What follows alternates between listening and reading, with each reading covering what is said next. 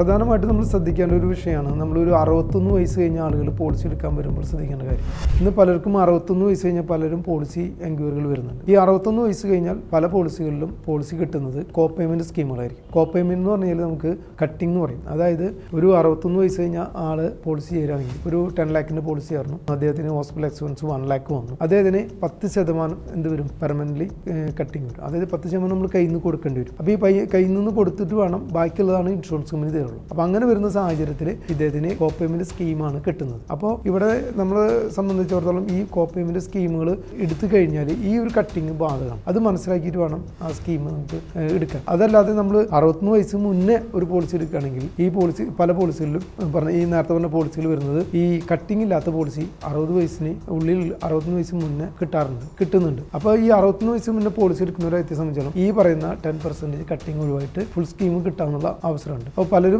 ശ്രദ്ധിക്കാതെ പോകുന്ന കാര്യമാണ് ഈ 61 വയസ്സ് 60 വയസ്സ് നമ്മൾ ആ ഡിഫറൻസിൽ എന്താണ് വ്യത്യാസം. അപ്പോൾ പരമാവധി 61 വയസ്സിന് മുന്നേ ഹെൽത്ത് ഇൻഷുറൻസ് പോളിസി എടുത്താൽ ഇതുപോലെ കോ പേയ്മെന്റ് ഇല്ലാത്ത സ്കീമുകൾ കിട്ടും. അത് നമുക്ക് വലിയൊരു ആശ്വാസമാണ്.